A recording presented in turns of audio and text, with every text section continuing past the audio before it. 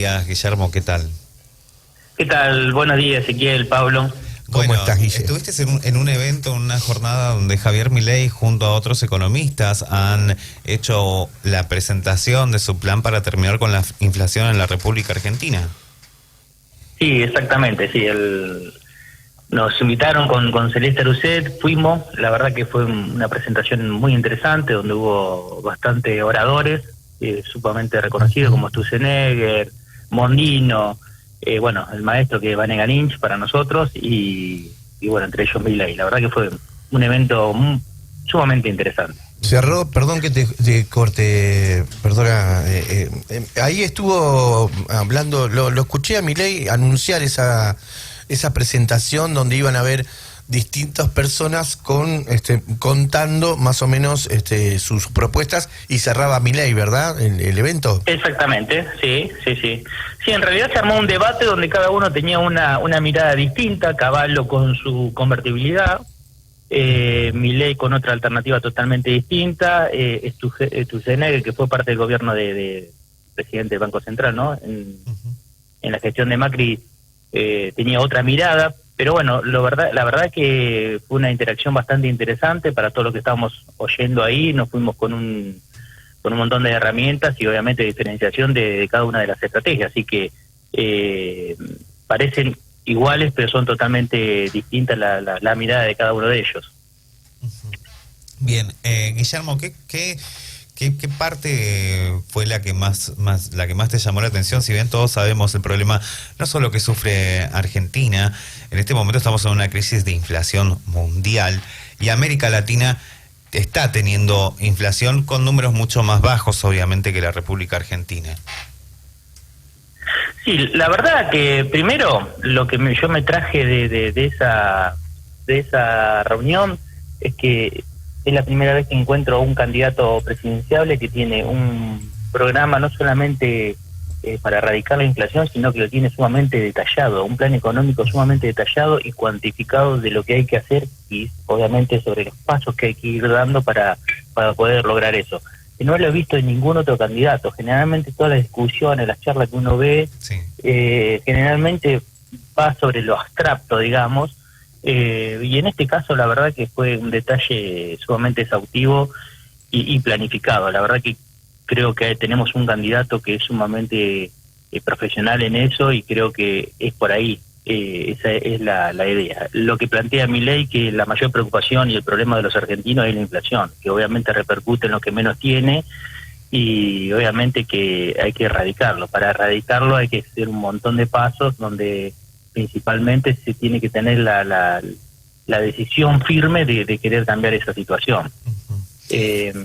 Fue muy amplia, digamos, el análisis, pero bueno, en gran medida yo me traje exactamente eso, es la necesidad que tienen los argentinos de poder erradicar con la inflación, porque obviamente lo que destruye es el poder adquisitivo y obviamente siempre el salario es el peor perjudicado en toda esta situación. Guillermo, más allá de la parte teórica y que de lo que yo lo escucho a Milei y sí, como así escucho a los demás candidatos, ¿verdad? Milei viene levantando, o sea, las encuestas lo están posicionando en un lugar que ya preocupa primero era un loquito que hablaba y gritaba y explicaba y hoy está teniendo, las estadísticas lo hablan de ponerlo en una tercera fuerza, detrás de los dos grandes tanques que son el Frente de Todos y el Juntos por el Cambio, ¿no? Sí. Pero digo, es más una utopía, que hay que hacer un cambio muy grande para llegar a lo que propone a veces Milei. En realidad no, parece que no, pero en realidad lo que pasa es que hay que separar lo que es la política de lo que es obviamente la parte ejecutiva, digamos, de todo esto, el programa económico en sí. En realidad no hay que hacer muchos cambios.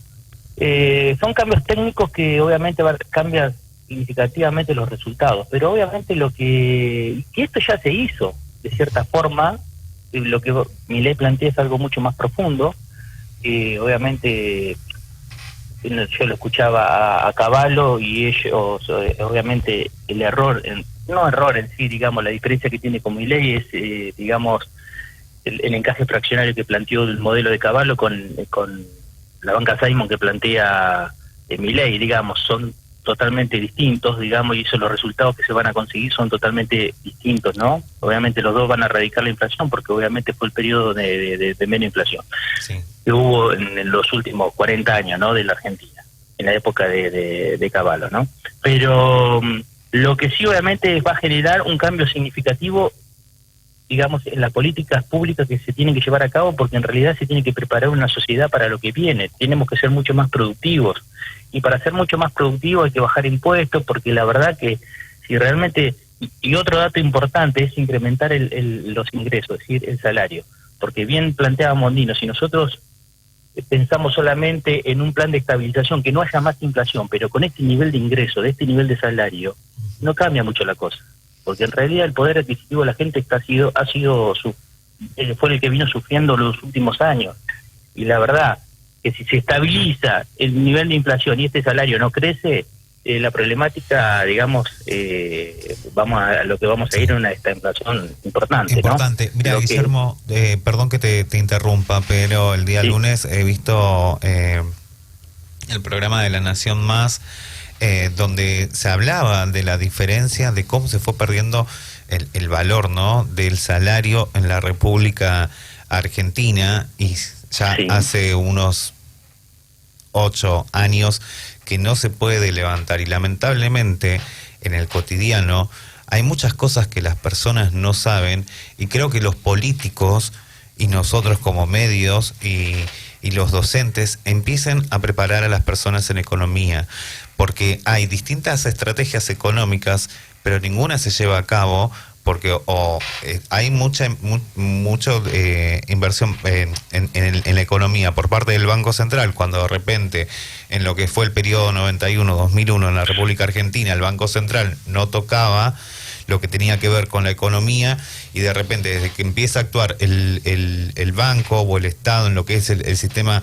económico de Argentina, está todo como medio ahí en temblando, ¿no? Claro. Lo que generalmente cuando empieza a intervenir el Estado, lo que distorsiona es la referencia de toma de decisiones del empresariado. Es decir, cuando hablan de la inflación, la primera definición que encontrás del común de la gente es el incremento proporcional de los precios, y no es así. No. Es el incremento relativo. Es decir, porque si fuera proporcional, si a mí me aumentaría la canasta familiar, por ejemplo, un 100%, mi salario un 100%, el efecto se neutraliza. Diferencia. Lo único que vamos a necesitar más era la calculadora, pero en realidad puedo adquirir la misma cantidad de bienes y servicios. El problema es que es relativo. La canasta familiar me incrementa en un 100% y el salario en un 50%. En esa distorsión es lo que me empieza a modificar. Y ahí empiezan un montón de medidas de intervencionismo del Estado que hacen que se distorsione por completo. Tenemos un montón de dólares, dólar soja, dólar blue, dólar MEP, dólar oficial.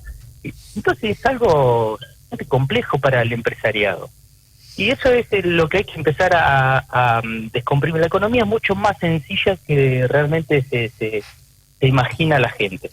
Y lo que pasa es que el Estado no tiene, digamos, las políticas económicas no tienen que ser sumamente invasivas, porque de lo contrario obviamente se distorsionan todas esas referencias de precio, y el que invierte no sabe dónde invertir, porque cuando se habla del mercado, el mercado somos vos, yo, somos todos, y cuando tomamos la decisión de premiar o castigar es cuando vamos a consumir un producto. Cuando vamos al supermercado a comprar una manteca de una marca o de otra marca, estamos premiando a una empresa en detrimento de otra. Guillermo, entre los postulados que hubo, ¿se habló por qué Argentina dejó de ser, o sea, los mercados externos dejaron de confiar en la República Argentina? ¿Se habló sobre eso? Sí, porque en realidad no tenemos una política confiable, no tenemos un modelo de país, y encima, por más que venga Milei o el presidente que venga, en realidad eso se debe continuar, debe ser una política de continuación, porque si no, obviamente el empresario o los inversionistas extranjeros no van a venir porque desconfían. Por 4 años no sabes si va a cambiar radicalmente la política que sigue, porque pasamos de Macri a Alberto en un solo vuelo, digamos. Sí. Entonces, eso genera desconfianza. Y la verdad que nosotros tenemos que empezar a ser productivos, no podemos tener empresas que sean deficitarias. Aerolínea, el otro día estaba mirando una nota que Aerolíneas Argentina, el déficit de Aerolíneas Argentina son 5 veces la corona británica. Sí. Se da cuenta que tenemos 5 veces, los argentinos estamos manteniendo un reinado, digamos. Sí, tal cual. Aparte, no es la primera vez que se critica y que se ve que Aerolíneas Argentinas genera una pérdida dentro de lo que es la economía del país. Guillermo, ¿qué frase o cuál de las personas que estuvieron en este debate dejó alguna frase o algo que a ustedes les quedó resonando y se tiene que empezar a aplicar? No, lo que sí nos trajimos con Celeste es que en realidad va a ser una bajada, un cambio, una transformación a nivel nacional, provincial y municipal. Y lo que nosotros a nivel local, municipal, tenemos que empezar a ver y a pensar políticas o decisiones que en realidad podamos contribuir a esa modificación. Digamos, a ese ahorro, porque en realidad lo que se invierte es el ahorro, no se invierte la deuda, y eso es lo que tenemos que empezar a plantearnos nosotros. Y bueno, en base a ese paradigma es que empezamos a trabajar y estamos continuando en línea con Celeste para plantear un modelo, una gestión que implique, digamos, una productividad a lo que es la ciudad. Para que te des una idea, en el 2030 se van a estar necesitando 80 millones de programadores. Y, por ejemplo, acá en la ciudad de La Barría no tenemos, digamos, estaba mirando el otro día la estructura de gastos. Tenemos escuela de ajedrez, escuela de cuarteto clásico, escuela de danza, escuela de orfebrería, escuela de un montón de oficios o disciplinas, pero ninguna relacionada con el futuro, ninguna relacionada con la robótica, ninguna relacionada con la programación, ninguna relacionada con lo que demanda el futuro. Nosotros no podemos quedarnos en el pasado, ¿no? Nosotros tenemos que preparar a nuestros jóvenes para lo que viene, y ese es el gran desafío que tenemos. Y no es que tenemos que esperar que lo haga un gobierno nacional, tenemos que nosotros de lo local poder dar ese primer paso, porque tenemos la infraestructura, tenemos la gestión de saber y desarrollar un montón de territoriales. ¿Por qué no podemos desarrollar una digamos, las universidades? Obviamente están las universidades también, pero digamos extracurriculares para que nuestros niños puedan ir a aprender inglés, a aprender programación. Estamos hablando que los niños de hoy que tengan entre 11 y 12 años, en el 2030, ellos van a ser el futuro, digamos, ellos van a ser la parte productiva, y lo tenemos que preparar. Ese es el cambio que tenemos que empezar a realizar. Y encima que no son políticas de corto plazo, de 1 año o 2 años, son políticas que realmente se piensan en el largo plazo. Guillermo, te escuchaba atentamente recién cuando vos decías la política o la economía es mucho más simple de lo que se supone. Y estamos hablando de no nos podemos quedar, también dijiste una frase, que no nos podemos quedar en el pasado. Estamos hablando de la revolución del 70 en el gobierno nacional de Perón y de Evita, cuando no miramos para adelante, siempre estamos mirando para atrás, en los 70, los 60, estamos siempre mirando para atrás. Nunca miramos los argentinos para adelante, es muy argentino, muy de nuestro país. Pero ¿por qué es más fácil mirar para atrás? Es más fácil también echarle la culpa al otro, ¿no? Pero te escuchaba. Y estaba hablando, perdón que te interrumpa, sí. Pablo, ahora continúas, pero recién creo que puede ser que pensemos lo mismo, pero Guillermo estaba dando en un paso que es muy importante y tiene que ver con la educación. Yo creo que no puede haber una economía sostenible dentro de un país cuando las personas que habitamos no tenemos una educación al 100%, donde también, digamos, hay un hambre que genera, pero ¿qué generó el hambre? También las distintas crisis que tuvo la República Argentina, donde también, digamos, hay personas que prefirieron salir a laburar en vez de estudiar porque no le daban los recursos. O sea, que se viene un plan estratégico, por lo visto, muy importante. Exactamente, porque ese es el desafío. Ayer escuchaba a una persona, un allegado que planteaba que está planificando, digamos, el futuro de sus hijos. Tienen 12 y 13 años, pero obviamente ya se quiere preparar económicamente para cuando vayan a estudiar y demás. inclusive planteaba, digamos, inconscientemente la posibilidad de mandar a estudiar uno de los dos porque uno tenía más capacidad que el otro. Como padre, sí, es sumamente, digamos, no solamente doloroso, sino también injusto, en realidad.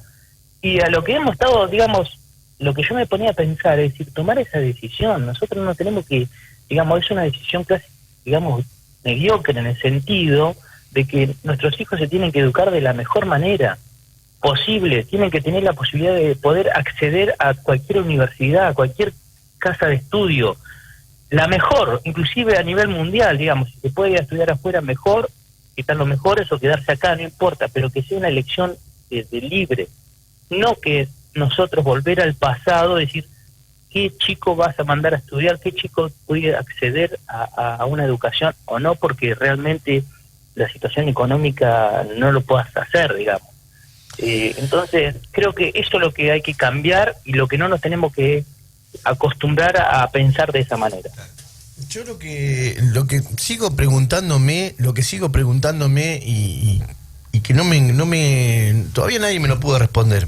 ¿Cómo puede ser que un gobierno que siempre habla de las minorías y de la igualdad y hoy en día no le pueda encontrar la fórmula a esta inflación, ¿no? Porque es como decías vos, la economía es mucho más fácil de lo que uno piensa.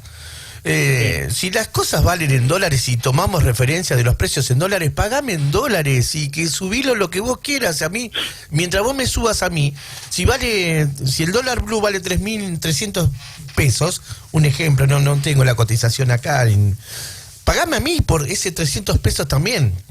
Entonces, quédate tranquilo que la economía va a reactivar. Pero si las cosas suben y las personas siguen ganando lo que se ganan, porque hoy un empleado de comercio gana 90.000 pesos. 90.000 pesos. Y tiene que alquilar, y tiene que mandar al hijo a la escuela, tiene que comer, tiene que alimentarse. Yo estaba mirando el otro día y escuchábamos, y lo hablábamos con alguien, un entrevistado, que no se te rompa una máquina, una computadora, porque volvimos para atrás. No, es imposible comprarte una computadora. ¿Se entiende lo que te digo? En el mundo de la tecnología estamos hablando de que un equipo de computación vale 300 lucas, 300.000 pesos. Anda a comprarlo. Anda para decirle, che, no, que se te rompe alguien que el otro día decíamos con alguien de ingeniería. Se te rompe una tarjeta gráfica, primero que no se consigue por el precio del dólar, volviste para atrás, volviste a usar volvemos al Windows 95, ¿viste? Inclusive nosotros, obviamente, después de los 90, fueron, digamos, el problema de la Argentina es que a partir de creó una convertibilidad, digamos, digamos, la convertibilidad esa era de referencia, pero ahí se pudo, entre otras cosas, las empresas pudieron incorporar tecnología, adaptarse, digamos, incorporar en tecnología. Hoy en día todo eso se fue amortizando. Como vos bien planteás, ya no existe esa ventaja, digamos, esa tecnología, porque ha cambiado en el mundo y nosotros no hemos quedado en el tiempo, inclusive no la podemos incorporar por el alto costo que eso tiene. Entonces cada vez vamos a ser menos productivos y cada vez, digamos, la situación va a empeorar lamentablemente para los argentinos. Por eso lo que realmente es el crecimiento que vos ves, y volviendo un poquito a lo que planteaba de crecimiento de las encuestas de Milei, porque es el único realmente que tiene una mirada hacia adelante. El resto está décadas para atrás, pensando, digamos, lo que vos, en discusiones que Perón, que Eva, que sí, esto, que el otro. En cambio, Milei, obviamente, con un modelo económico totalmente distinto, es quien plantea una situación mirada hacia adelante. Milei hoy en día está casi cerca de los 25 puntos, pasó de 16 puntos a 25 puntos, cayó la cantidad de indecisos.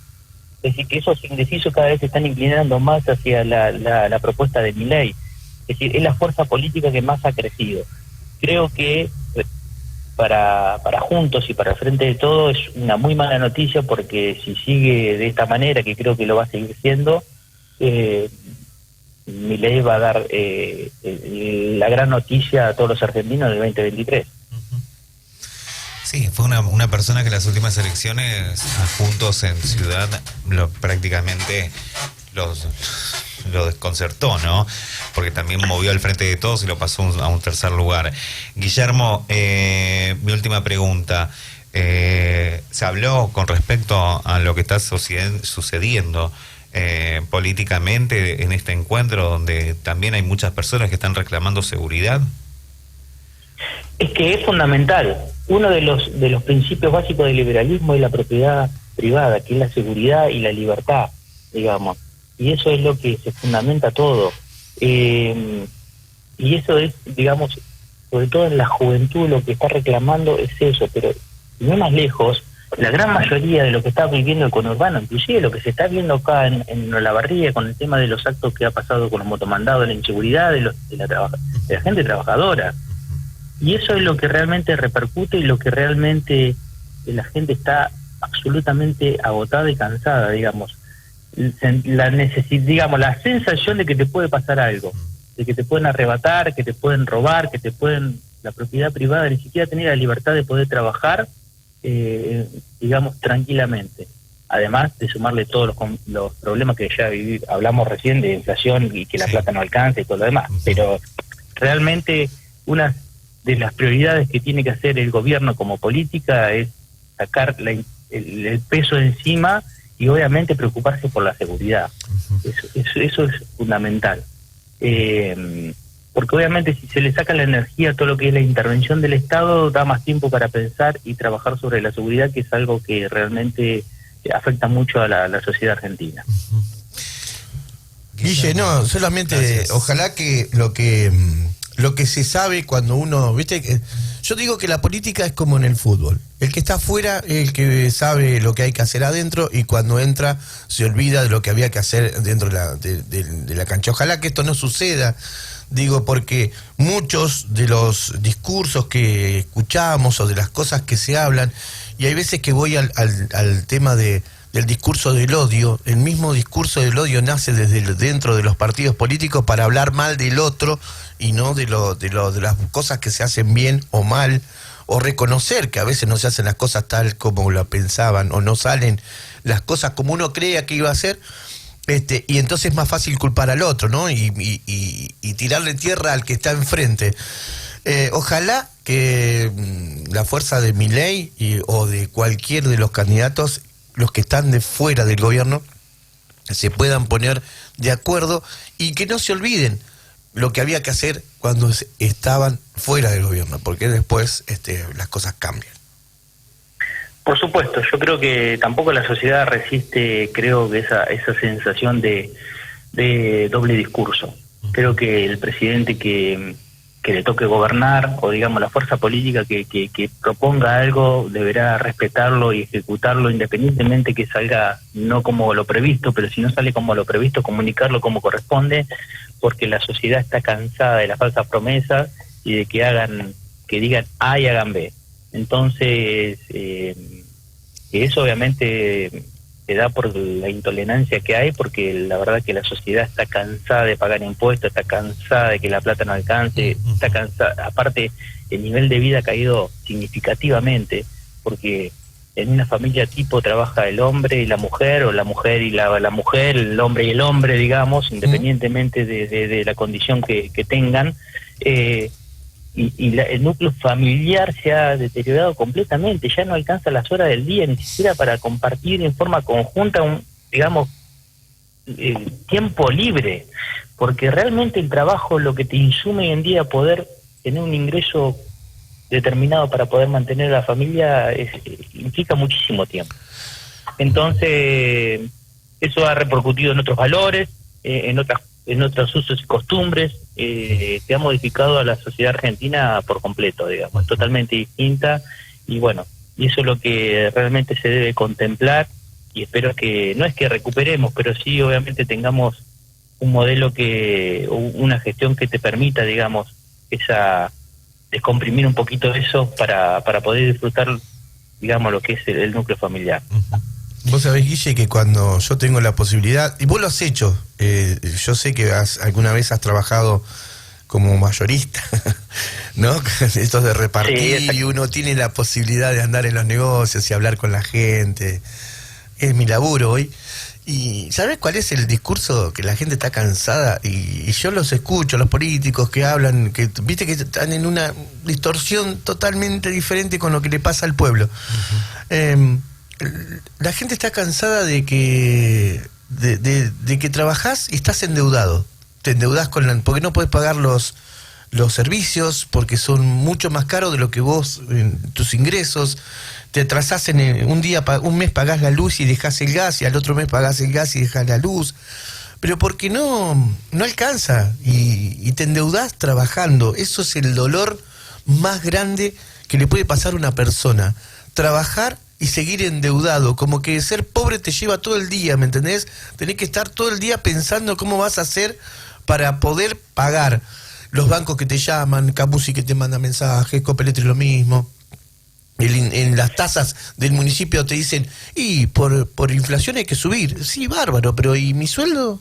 De mi sueldo, hoy el aceite valía 190 pesos y se fue a 450 pesos la botella. Una cosa, pues sí, ¿y de dónde salen esos valores? ¿Por qué lo de los demás vale? ¿Por qué lo de los demás vale y lo mío no? Sí, exactamente. Acá, digamos, el ciudadano, el vecino, no le alcanza el dinero y las empresas se funden trabajando. Esa es la realidad, el efecto de la inflación.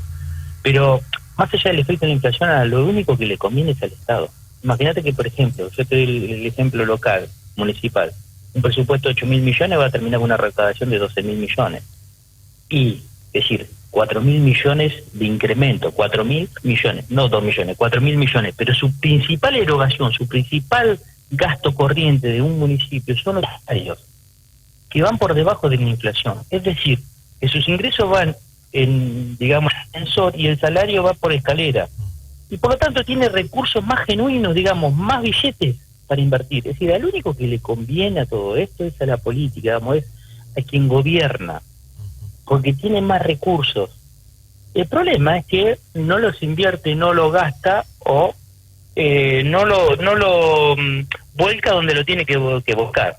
En realidad, si vos te pones a pensar y vos ves, nosotros nos las pasamos, agarrás el boletín oficial incorporando personal.